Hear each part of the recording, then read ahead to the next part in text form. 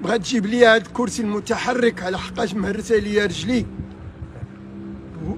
والبارح ما عرفتش هذاك الموتور اللي ضربني واش كارين عليا ولا.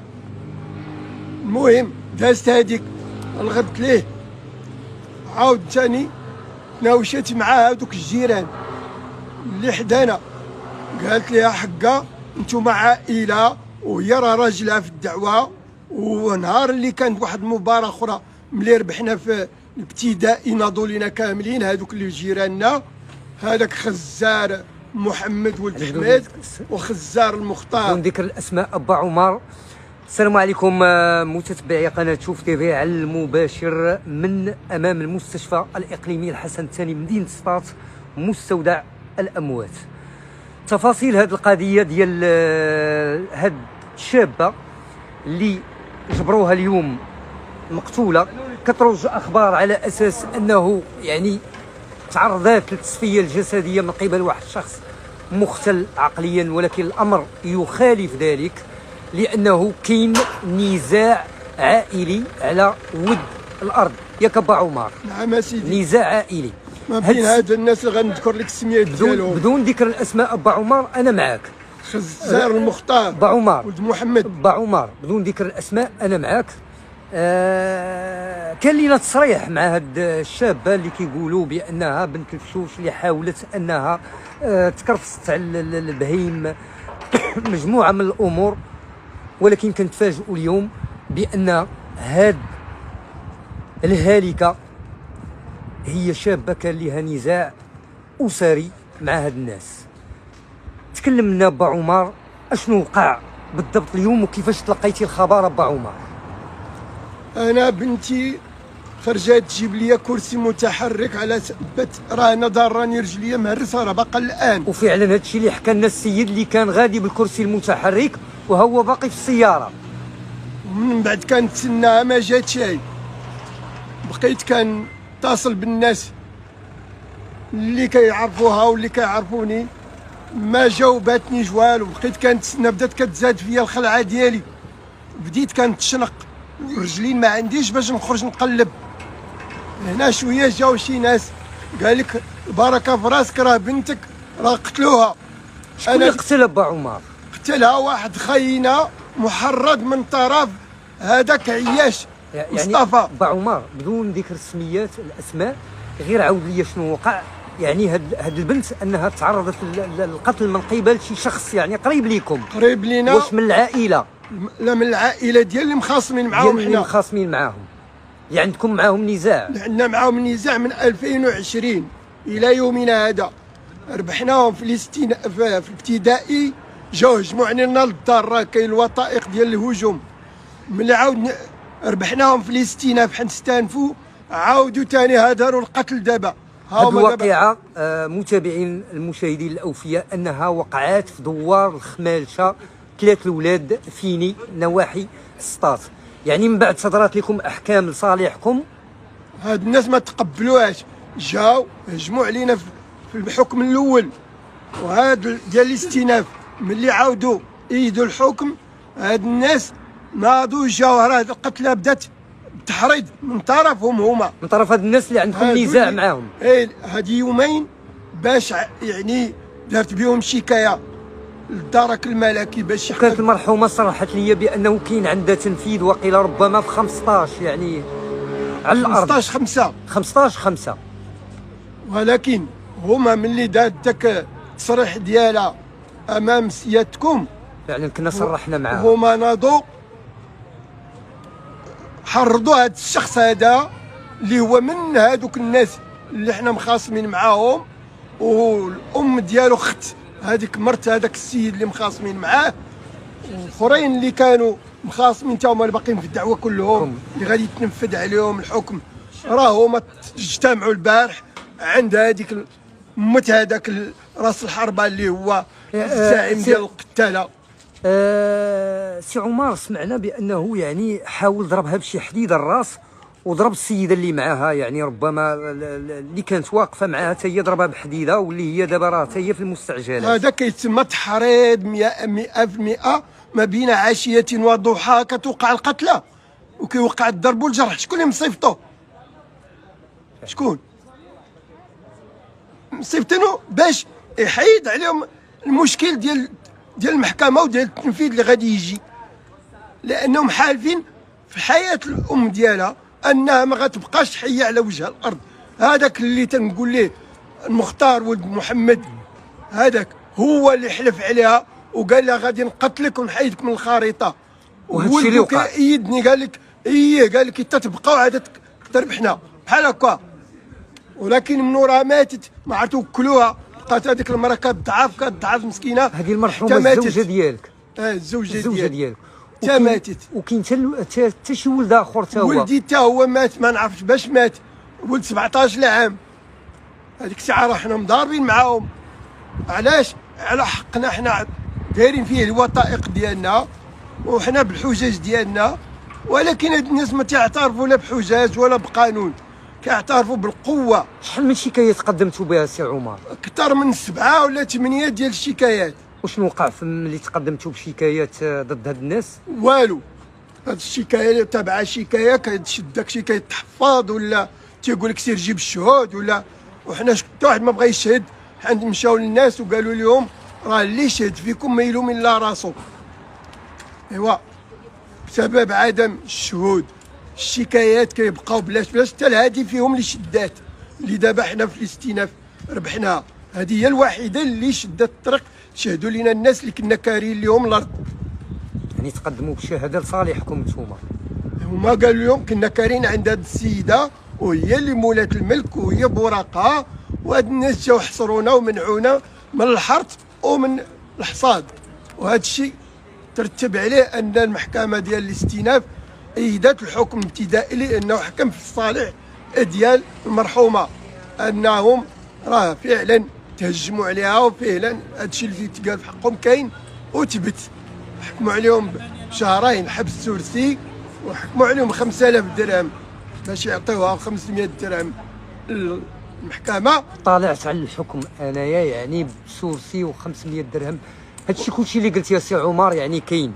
انا طالعت على الحكم. هاد البنيه هاد المرحومه اللي قتلوا ليا بقات 2 شكايات قبل لا يجيو يهجموا عليها. نعم. 2 وما جاوش، ولكن في الثالثه ملي مشى دوي معاهم هز عليها جنويه.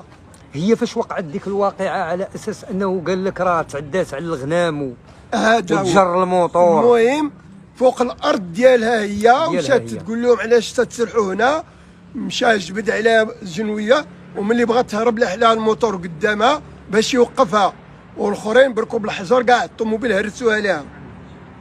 واش هادو دابا معاهم شي حق ولا شي قانون اللي كيحكم على هاد الناس بحال هكا؟ راه حنا راه طبنا، راه ولا دابا الهجوم ها هو ولا القتل. دابا من الهجومات للقتل، حنا يعني من التهديد للقتل. القتل ها هو.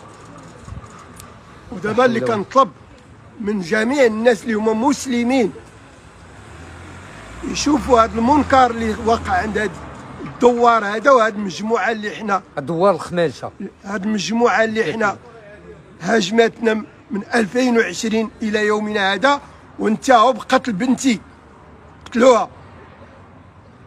هنا الا كانت شي سلطه وكان شي قانون في البلاد، وكنطلب من السيد صاحب الجلاله محمد السادس ياخذ ديال الحق ديالي. راه شردوني، راه وليداتي كلهم قتلوهم ليا، ما عرفت الولد الاول باش قتلوه باقي صغير ولد 17. والزوجه بقات كتضعف حتى ماتت. وها بنتها هي قتلوها عمدا البارح وضربوا بنت عمتها للراس. شكون؟ هاد المجموعه كنحلف عليهم بالله العلي العظيم الا هما اللي قتلوا هاد الناس ديالي. يعني هما اللي قتلوا البنيه. وانا راه عندي 76 عام في عمري وراه ما بقى لي قد اللي فات. خلوني وحدي مقطوع، ما عندي لا اللي يهز ليا هادي ولا هادي. ها رجليا مهرسه، ها هي ها هي ضربني موتور، ما عرفت واش هما اللي محرضيني. يعني ملي ضربك الموتور ما عرفت شكون هذا حتى هو، كيفاش تضربني انا وهاي بنتي ماتت نهار 3 ايام. اذا راه ولات الحرب هذه، ولاو هاد الناس جميع الوسائل خدموها باش هما قضاو عليا. رغم تقدمت يا با عمر بشكايات، رغم بزاف الحوايج رغم يعني الشكايات ورغم الحجاج ورغم الادله تاعنا، حنا كنمشي مبني موثق ما اعترفوش بهذا الشيء هذا. الدار راه هي ضاربينها مشقينها من وراء من ورا الحيط اللي متوالي هذا اللي مخاصمين معاه، واللي ما اللي مرتو خت هذا اللي قتل بنتي. دابا باش كطالب ابا عمار؟ كنطالب هاد الناس يتخاذ فيهم الحق، ما يمكنش يبقاو طلقاء هكاك وهما دايرين جرائم من 2020 وما في التهديد علينا. يعني من يديروا معنا حل ولا يعني من 2020 والتهديدات. والتهديد خدام والشكايات حجه بخوتها. وعلاش ما تعطاناش الحق وعلاش ما حرصوش الحياه ديالنا وحنا كنتشكيو؟ هذا هو اللي بغيت نعرف. لا حول ولا قوه الا بالله.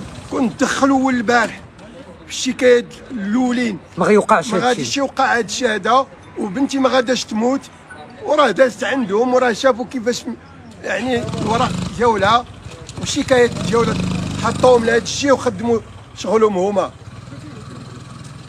دابا با بدات عمر، باقي نهضر اولدي دابا با راه عمر، بزاف كنهضر. دابا با عمر، يعني من بعد توفات الزوجه الولد البنت دابا، يعني شنو الاحساس ديالك الاحساس ديالي اش بقى عندي في الدنيا ما ندير؟ انا راه كنشوف راسي خصني نموت. ما بقى على من غادي نبقى في هذه الحياه اللي كانت امال ديالي وعينيا كنشوف بها وصحتي هي هذه البنيه الاخرى اللي قتلوا لي. انا دابا بقيت بوحدي، بقيت يعني- في الرادي. يعني من بعد انه يعني من بعد انه فقدتي البنيه، ما بقى لي من يعني ما الحياه مشات، بقيت بوحدي. الصحه ما كايناش، تهرست هذه الهرسه راه ديال 5 شهور ولا 6 شهور، غير الجبيره ما كاع ما درتها. ما بين والبارح ضربني موطار تهرست لي رجلي. يعني انت عندك شكوك حتى في هذه الحادثه ديال السير اللي وقعت بالموطور انها كانت ما من يمكنش. فعل فاعل. واش ولات ما بين الموتور تموت بنتي وما بين شكات بيهم ودلات بالحجج ديالها ما تعطاهاش الحق ديالها وقلبوا عليها هي اللي دايره من الاجرام. واش الوثائق كتكلم والشكايات تسبقوا هذا الاجرام اللي كيدعوا به هما؟ ما يمكنش انا بنتي شكات وما تحمى شيء وفي الاخر هي تلقات لهم الطريق باش يقتلوها هي. حتى انا راه الا خرج غادي يقتلوني. هاد الضربه هادي راه ماشي طبيعيه هادي. هذا تا هو راه محرض عليا حتى انا كان بغا يقتلني. راه طلعتي يعني مني هذا هنا السيد راه هنا اللي ضربك بالموطور حتى هو يعني عندك يعني فيه كتقول الشك هذا. بانه لان علاش غادي يجينا حنا هادشي متابع؟ انا تهرت لي رجلي وبنتي تقتل بنت عمتها تضرب في الراس. علاش؟ هذا حمق. هذا راه يعني فاهمينه عاطينه كيفاش يدير. وإلا دار داك الشيء مثلا نشوف باش كيقولوا هما بغا يبنيو على قضيه راه مسطي باش يخرجوا من باب واسع هما. يعني هو راه ما هما اللي كيعانيش. حرضوه يعني والله حتى هما اللي حرضوه بالله. راه قبيلتهم هذاك. با عمر كان لي تصريح مع المرحومه الله يرحمها، يعني دلات بوثائق، دلات بزاف د الحوايج. داك شتي كلامها راه الله يرجع لك اولدي لما بني على هذاك الهضره اللي قالت هي. يعني دلات بوثائق، عندها احكام، عندها ما شي حاجه هي هذيك خايبه. ولكن ما بين 3 ايام 4 ايام انه يوقع هاد الامور. وباقا صغيره 24 ماشي كبيرة. سنه، يعني 24 سنه عندها. والله عندها 24 سنه. والولد الاول مات ولد 17 عام وامه ماتت حتى هي مسمومه. وهذا الشيء كله ما دابا سي لقيناش عمر. اللي عاوننا ولا يقول لنا اش داك الشيء. دابا معزولين في هذيك الكديه تما. علاش اسمني الشلح؟ قالك الشلح ما يبقاش هنا. وهذا هو التصريح اللي قالته لي، قالت لك بانني كنتعرض لبزاف الامور على اساس انني يعني شلحه، وهاد الناس ما بغاوهاش انها يعني تكون شلحه. قالك طال الزمان ولا قصر نحيدوك من هنايا والطريق اللي كيجي عندك فيها غادي نحبسوه بحال هكا. وهادشي راه في راس القياده، في راس السلطه اللي هي الدرك الملكي. وراه كاين ملفات في المحكمه بقاو مستمرين في العدوان ديالهم. ها هما دابا شفاو الغليل ديالهم. دابا الطلب ديالك سي عمر هو انه كطالب بالجهات القضائيه السيد الوكيل العام على اساس انه يفتحوا تحقيق مع جميع الاطراف اللي داروا لنا. يعني كطالب بجميع الاطراف انه ما كانش من غيرهم.